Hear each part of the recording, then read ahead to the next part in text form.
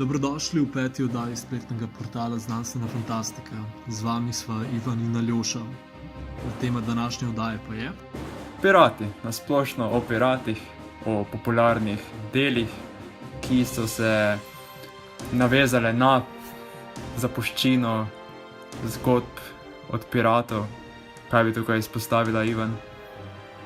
Mislim, da ko govorimo o piratih ali po domače gusarjih, vsekakor današnji generaciji je v spominu najbolj ostala serija filmov Pirati iz Karibov. Nikakor pa ne moremo reči, da so to edini gusarji, ki obstajajo. Že predtem je bilo dosti filmov in zgodb, ravno tako pa tudi obstajajo gusarji v drugačnih kontekstih. Naprimer, imamo jih tudi v vesolju, kjer so nek zaščitni znak znanstvene fantastike med drugim. Zdaj morda pri Pirati iz Karibov je vredno omeniti, kak genijalen je ta film. Morda po pomoti je tudi en zanimiv video na YouTubeu, ki govori z naslovom Pirates of the Caribbean Accidental Genius, kjer gre v natančno analizo o tem, kaj natanko je za tem filmom, da pustil takšen vtis in lastnoročno pirate spet naredil kul. Morda je vredno omeniti že to, da vse v tem filmu pač počne več stvari naenkrat in pa seveda to, da enega res ikonski lik je torej vpeljan na sceno prav v tem filmu, ne? Jack Sparrow. Ja, tako je. No, kar je treba poudariti, v Piratih iz Karibov, sploh v prvem filmu. Prvi film je zelo dober primer tega, kako naj bi potekala zgodba. Torej, vsak segment zgodbe počne več kot samo eno stvar naenkrat. Nobena stvar v zgodbi ni sama sebi namen. To je tudi recimo... Potem... nadaljuj. Ja. Kar naprimer potem tudi privede do neke celostne izkušnje. Naprimer, če zdaj vzamemo samo tisti prizor, kjer se tisti neživi gusarji odpravijo v mesečini v vodo in potem je tista zelo znana scena, kako na podvodnem dnu hodijo po tistem pesku in se premikajo proti zasidranim ladjam. Ni samo, da pokaže, da so vsi oni nesmrtni, ampak dejansko oni grejo po nekem opravilu, ki bo ravno tako napredovalo zgodbo. Recimo ena scena, ki je meni ostala v spominu glede tega, da je počela več stvari hkrati, je trenutek, ko se prvič srečata Jack Sparrow in ta Tim Will Turner, ja? Ko se torej v kovačnici srečata in se začne nek dvoboj in je torej akcijski prizor sabljenja med tema dvema junakoma naše pripovedi, ampak tam se ne dogaja zgolj neka prazna koreografija, ampak dejansko je toliko karakterizacije v tem samem boju, način, na katerega se bojujeta, med samim bojem se pogovarjate o stvareh. Potem Will Turner pokaže svoje spretnosti pri sabljenju in Jack Sparrow pa pokaže, kako je pri tem zasledovanju svojega cilja tudi neko bolj nepošteno pot pripravljen brati in res takšna bogata karakterizacija na vsakem koraku tega filma, res nič ni samo sebi namen. Če se smem pohecati, ta dvoboj res pokaže razliko med teorijo pa prakso. Medtem, ko Will, ki se je celo življenje učil sam mečevanja v tej kovačiji, obvlada res dobro, nima nobenih praktičnih izkušenj z mečevanjem. In Jack Sparrow po drugi strani pa ima lih to stran izpiljeno do popolnosti, ker je pripravljen narediti stvari, o katerih se Willu niti ne sanja. Pa tudi vidimo na njegovem načinu, kako zmeraj zna izkoristiti neko situacijo, neke predmete, neke pač danosti okolja v svojo prid, kar tudi velikokrat film izrabi za neke komične momente pri Jack Sparrowu. Ampak ja, praksa proti teoriji. Lep prikaz tega, definitivno. Kar je treba tukaj še omeniti, če se vrnemo sam k Willu, on služil celemu temu, vsaj prvemu filmu, kot nek stereotipičen glavni junak. In kot tak lahko pri njemu vidimo to pot junaka, ki je zarisal Joe Campbell, ki se nekako začne s tem, da glavni junak ni pripravljen oditi od doma, ampak potem pa vsem ga usoda potisne v situacijo, kjer je prisiljen zapustiti svoj dom in oditi na pustolovščino. In na koncu filma se pa tako, kot predvideva ta Campbellov nek cikl zgodbe, glavni junak tudi vrne domov, kjer je znan in priznan. Seveda potem v Pirati iz Karibov to malo obrnejo na glavo, ker se je Will Turner pripravljen odpovedati temu svojemu novemu položaju, zato da bi rešil Jacka Sparrowa. Lepo, da Campbellova teorija zmeraj najde neke potrditve. Pred kratkim sem tudi gledal, kako je recimo ena trenutno popularna serija Rick and Morty, je ena epizoda, ki ljudem zelo ni všeč. In to je edina epizoda, ki je glavna junaka Rick and Morty ne sledita temu Campbellovemu ciklu junaštva. In so zlomili strukturo in dejansko najbolj nevšečna epizoda, tako za gledalce, kot tudi za sami ustvarjalci so se izrekli, da te epizode ne marajo. Zanimivo. Teda res ima neki intuitivni tukaj. Mislim, se itak, ker on je to deduciral iz samih pripovedi, ki so že obstajale v zgodovini in potem naše neke, kaj bi rekel, čist psihološke, torej kaj prija naši psihi v zgodbi, ne, če prav razumem. Ja, to je res. Kar sem hotel še izpostaviti pri samih Piratih iz Karibov je, da so vsaj kakor meni spomin služi nekako, ali pa za našo generacijo tisto delo, ki je povezalo pirate tudi z nekim mitološkim izročilom. Prej je na primer sam veljalo, da si mornarji izmišljujejo pošasti pa zgodbe in mite. Pri Piratih iz Karibov je pa dejansko gledalec vpeljen v ta mitološki svet, kjer so razni krakeni, ki goltajo ladje, pošasti, živi mrtveci, zombi in podobno. To je tudi razlog, zakaj govorimo o tem delu. In tudi zdi se mi, da so zelo lepo izkoristili ta stereotip, češ, mornari pripovedujejo zgodbe in potem še na začetku filma se vsi smejijo tem zgodbam, a potem postopoma nas pelje v ta svet in dejansko vidimo te pošasti. To je bil lepo so izkoristili, ta moment.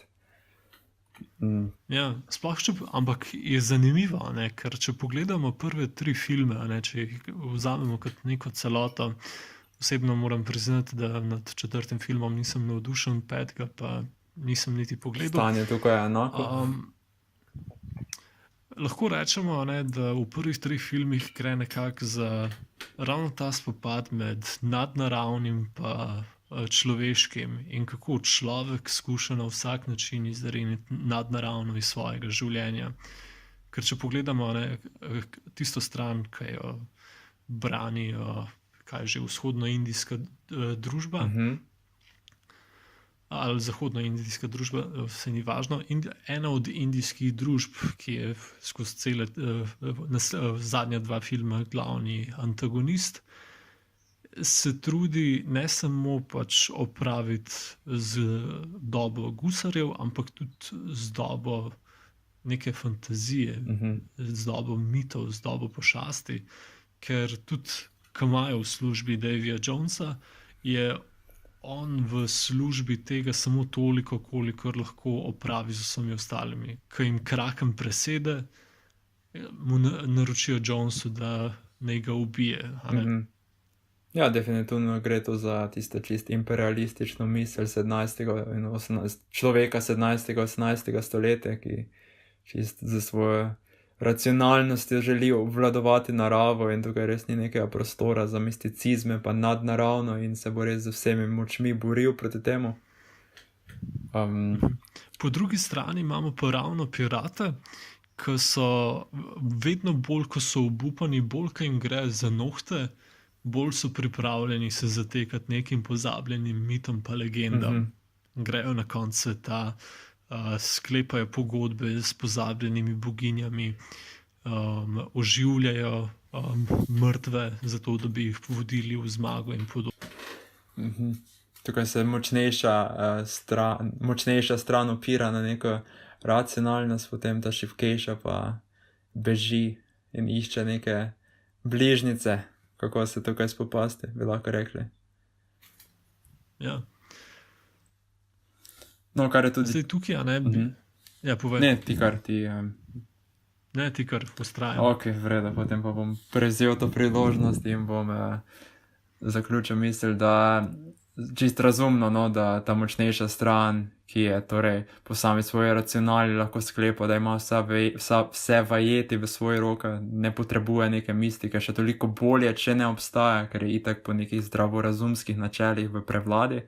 Tisti, ki pa je torej underdog, tisti, ki pa je podrejen, tisti pa bo zmeraj vesel nekega iracionalnega momenta oziroma tistega momenta, ki bo tisto racionalno razmerje oziroma tisto neenakost, ki bo racionalno podprto, pač izkazal za lažno. To samo. Ja, to nekako razumem, kaj hočeš povedati. Ravno tega momenta iracionalnega sem se tudi nekako sam uspel dotakniti v tisti svoji kratki zgodbi Globina brez dna, kjer ravno igram na to vlogo pri mornarjih. Na tej točki bi morda samo povedal, to zgodbo, o kateri govorimo, Globina brez dna, je na lanskem Na meji nevidnega, na literarnem natečaju Konvencije za znanstveno fantastiko Na meji nevidnega 2017 zasedla prvo mesto in je na voljo na našem spletnem portalu www.znanstvena-fantastika.si. Tako, nadaljuj. V glavnem, zgodba, kakor sem si jo zamislil, je bila, da neki kozmonavti, ki so v daljni prihodnosti nekje v vesolju, neki ekvivalent mornarjem, to je posadka plačancev, lahko bi rekel gusarjev, občasnih gusarjev, odvisno od kje se nahajajo gusarjev, ki jo je najela ta Dr. N za neko svojo nalogo. Zdaj pa kozmonavti v tej zgodbi so izjemoma vraževerni in vsi se sprašujejo, kaj jih čaka. Noben ne ve, kaj bi lahko bilo, in kakor smo navajeni iz teh starih zgodb o mornarjih, ki znajo prenapihati vse živo, tudi moji preljubi kozmonavti imajo eno teorijo bolj noro od druge. Ampak glih to proti koncu zgodbe se izkaže, da niti ena njihova najbolj nora teorija ni mogla biti pravilna, ker je cela situacija še toliko bolj zmišljena. Torej gre se za to, da so se svojo ladjo šli proti neki točki vesolja, ki ni bilo raziskano, oziroma kdo je rešil ta, se nikoli več ni vrnil. Podobno kot so pirati odkrivali neke zalive, ki še nikoli se ni ladja vrnila, neke take štorije. Ja, lahko bi rekel, podobno na načinu, kot so pirati iz Karibov v 3. filmu šli na konec sveta, da bi rešili Jacka Sparrowa. Čeprav tisti moment v 3. filmu mi je bil izredno všeč, ko je dejansko, se še spomnim tiste beline, ko je Jack Sparrow vržen v kar neki nesmiseln, zgolj beli prostor in se sprehaja tam z ladjo, potem neke kreature tam ga spremljajo, mu dvignejo ladjo, se po peski vozi z ladjo in je pač so res ta iracionalni moment pač do konca potisnali in mu res pustili proste pot, da se je razvil, kam se je pač razvil, in jaz sem zelo užival v tej sceni. Ja, tista res nekak scena, kjer pokažejo, da recimo temu onostranstvo je odvisno od posameznikove domišljije. Na začetku je čista belina, bolj ko se posameznik prepusti, naprimer Jack Sparrow, potem kmalu lahko upravlja tudi z ladjo, ki jo poganjajo raki, peščeni raki po sipinah. Ja, to so te kreature. Najbolj noro, kar se je lahko spomnil v svoji zmešani glavi in naredil in mu je uspelo. In s to genialnostjo se igrajo tudi potem naprej, ki je treba sploh priti nazaj v to stranstvo, kjer je lih Jack tisti, ki ima tisti moment genialnega prebliska, da je treba enostavno ladjo obrniti na glavo. Ja. Vsak drug bi bil tako, tako se bo ladja potonila, on je pa tako, ne, tako se bomo vrnili nazaj domov. Ja, tiste je bil tudi lep moment v filmu, ko so se vsi teže prenašali z ene točke na drugo in je potem stekel načrt. Ja, lepo. Ta del nasploh z tistim onstranstvom in vračanjem, to je zelo lepo izpeljano, no? Ko so res pustili si prosto pot in pač fantazijskemu momentu so to najbolj pustili, no, da zaživi. Ja. Ker naprimer, potem proti koncu filma, ko imamo tisti odločilni spopad, ko so v vrtincu ujete dve ladje, ki se obstreljujeta, pa se potem mečujejo med sabo.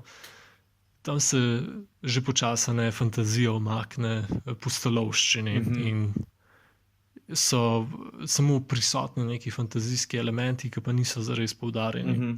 Na tej točki bi mogoče, zdaj, ko so vse to omenila, bilo potrebno poudariti, kako naprimer skozi celotno zgodovino, pa zdaj ne govorimo tukaj samo o gusarjih, ampak nekako tudi v vseh ostalih mornarjih in podobnih, je vedno so posamezniki pisali zgodbe iz svojega časa.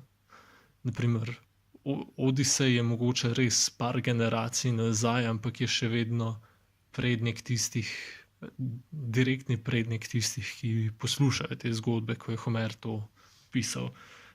Podobno tudi z vsemi ostalimi zgodbami, ki so nastale v srednjem veku. Res, da je mogoče kralj Artur na tej točki neka mitološka osebnost, ampak za visoki srednji vek so si oni to so razumeli, kot da je to nek njihov sodobnik, ki je mogoče bival mogoče kakšnih 50-100 let pred njimi. Ni šlo toliko za to, da oni ne bi vedeli, da njega ni bilo, kot to, da so se prepustili tej zgodbi, ki je nekako bila postavljena v čas njihove kvazi sedanjosti, recimo temu. Zdaj tukaj, Ja, povej. Ja, razmišljam zdaj, kaj bi tukaj bil vzrok. En je definitivno ta, da ko samo fantazijo ponavadi si avtorji radi zastavijo dokaj obširno, neke obširne spopade in to. In potem, če to v preteklost postaviš, bo to neka fantazija. Ko boš pa ti to postavil v današnji svet ali v prihodnosti, pa pogosto, ker ima preprosto tehnologija tak velik pomen v sodobnosti in v človeku pač sodobnega sveta, da to se hitro sprevrže v znanstveno fantastiko, no? In je veliko prej, torej, ko pišemo mi v sedanjosti, recimo, če že pišemo v sedanjosti, bo to znanstvena fantastika in ne fantazija, ker že živimo v svetu tehnologije, ki je tako prepredena in toliko pomena ima, da preprosto bolj naravno znotraj tega opisovati neke, recimo, neke, kako bi rekel, te ne vsakdanje dogodke, no? Kot so srečanje z drugo vrsto ali pa neko vrsto, ki je ne poznamo, skratka.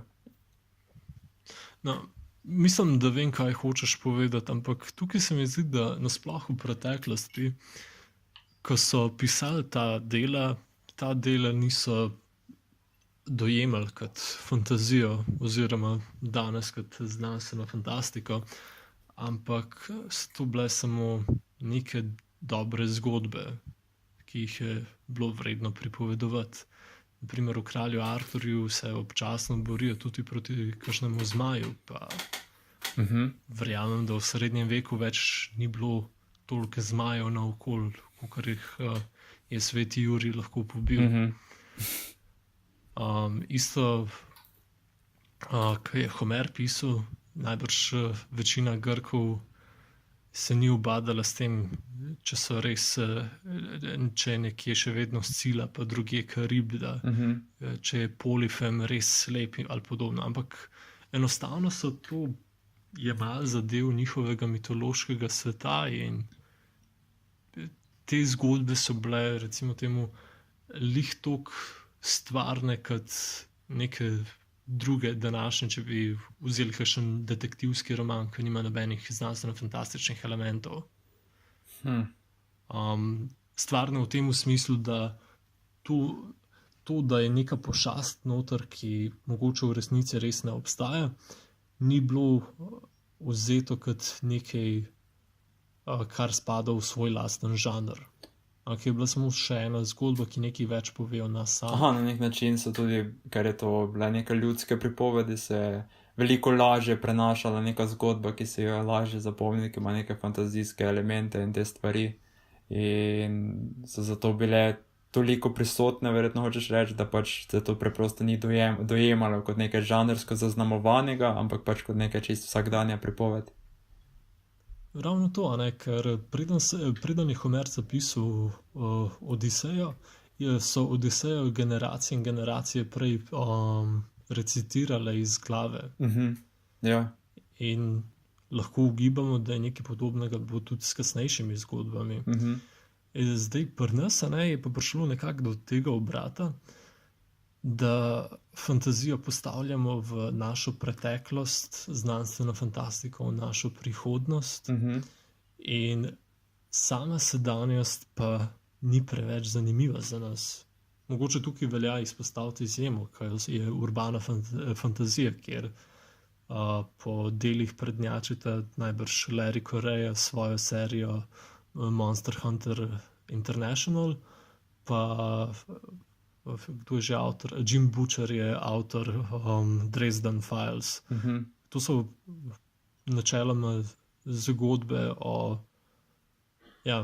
Monster Hunter International, je pač o modernih lovcih na pošastih, ki z velikimi puškami in oziroma že kar napol vojaškim arsenalom se lotevajo novodobne zalege vampirjev, volkodlakov in podobnega, karkoli. In te pošasti so skrite v našo sodobno družbo in samo oni vejo za njih, sklepam? V bistvu, ja. Ja, na nek tak način pošasti se oziroma skrivajo, oziroma v temu Monster Hunter International je tako narejeno, da dejansko država ve za te pošasti in zato je tudi pripravljena financirati lovce, ki so na tej točki neki bounty hunterji. Ampak vse bo poteka pod radarjem javnosti. Javnost vsake toliko zve, da je mogoče kakšna eksplozija plina bila oziroma kaj takšna. Torej pod radarjem javnosti. Za same pošasti. Sami elementi. Tako. Drugače pa razmišljam glede same sodobnosti, koliko se uporablja v znanstveni fantastiki. Recimo ogromno se uporablja pri superjunakih, pa potem kakšnih strčenih z vesoljci in teh zadevah, ne? Ja, to je pa res. Pa tudi vsi te novodobni zombi filmi so postavljeni v, recimo temu, sodobnost oziroma ne tako daljno prihodnost čez nekaj let. Morda se gre za to, da nas zanimajo recimo zdaj v sodobnosti pač res določene pereče teme, kako bi se odzvali na neko eksistencialno pretnjo, pa morda kako biti junak v sodobni družbi pa to. Ja, to lahko rečemo, da imaš siguren prav glede tega. Sploh je najbrž tukaj razlog tudi v tem, da veliko več ljudi je pismenih, kar pomeni, da veliko več ljudi bere, kar pomeni, da posledično so interesi veliko širši. In potem prednjači tisto, kar zanima, v bistvu ne samo prednjači, je izpostavljeno tisto, kar zanima več ljudi. V preteklosti je bilo pač pismenih veliko manj, kar je pomenilo, da se je do danes ohranilo tisto, kar je pismene zanimalo. Naprimer, iz tega razloga lahko rečemo, da se je po krivici izgubila naprimer antologija 12 starogrških junakinj, ki je dejansko obstajala, kakor pravijo klasični filologi, ampak ker je to bila še vedno tradicija prepisovanja knjig, tekstov, se je na neki točki enostavno izgubila, ker se je nekomu zdelo, da ne, zdaj pa nimamo časa za tole prepisovati, zato ker moramo to drugo delo, ki je veliko bolj pomembno. S knjigami, a ne sploh starimi, je tako, da po določenem času razpadajo in potem jim ni več pomoči. No, Ivan, zdaj smo, se mi zdi, da presegla okvirje te oddaje in bi morda lahko to temo, ki je precej zanimivo, obdelala naslednjič in s tem zaključila debato o piratih. Ja, mislim, da na tej točki bi lahko kar končala. Nasploh ne je še vedno dovolj tega, kar bi lahko omenila, ampak zdi se mi, da je nekje tudi potrebno potegati črto. Za danes je bilo dovolj. Tako je. Lepo se vam zahvaljujemo. Lepo se vam zahvaljujemo. Z nami. Kako sem množino zamenjal, groza. Še delamo na tem, na nagovorih. Nagovori so res težava. Lepo se vam... Žalostna resnica. Tako je. Ja. Lepo se vam Kar sem hotel reči. Wow, spet. Ti, Ivan, prevzemi in me reši. Danes nama ne gre. Ja.